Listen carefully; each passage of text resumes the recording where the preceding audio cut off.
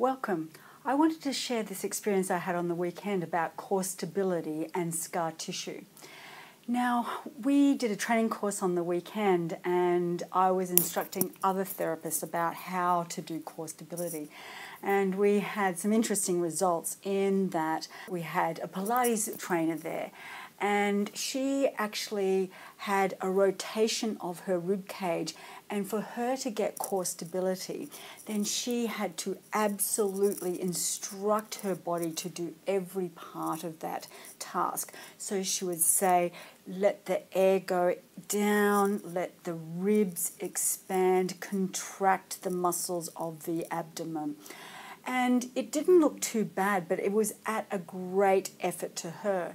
Not only mental effort, but also physical effort. And so we looked at correcting the rib cage, and she was able to gain that core stability practice with a lot less effort. So I'm thinking about how I was going to give that feedback to the students in a video form. So I'm practicing it myself afterwards, and I'm laying on my back doing a leg lift, and noticed that what was happening was that my left glutes were not contracting as quickly as the right side. So I was laying on my back, lifting my legs up, and I was having to say to my left side, come on, work a bit faster.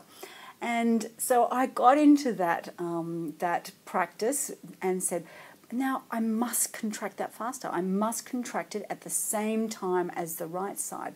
So I was using that cortical overriding of a subcortical function.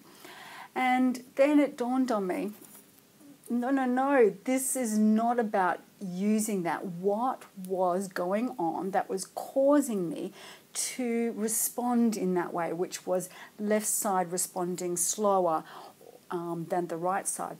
I played with the position of my hips and still didn't make any difference. And then I remembered that I've actually got some scar tissue from a previous rib injury, and it is from many years ago, like about 5 years ago. And so I gave some upward direction of the scar tissue, then did the task of raising my legs, and immediately the left side responded as the right side. So what was interesting was a reminder again that scar tissue can change the way that the body responds, and that it can change the performance or function well away from where the scar tissue was. So for those women that have got scar tissue of the rib cage, or from a mastectomy, or from a lumpectomy, then do not be surprised that it actually will change core stability. And in this case, I was able to stretch the scar tissue and I got my function back again. So the other interesting thing is that scar tissue does need treatment again and again and again. And it's absolutely worth it, because I've got enough to think about, let alone telling my left side to work. So scar tissue can affect core stability, and it is worthwhile treating scar tissue. If you found this information interesting about how the body responds to scar tissue, then subscribe. It's easier to find these videos again, and you'll be getting the new releases as they come out.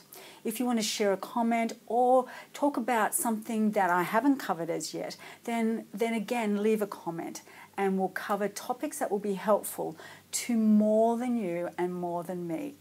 So we want to share information that gives other people an easier way of performing their day-to-day life.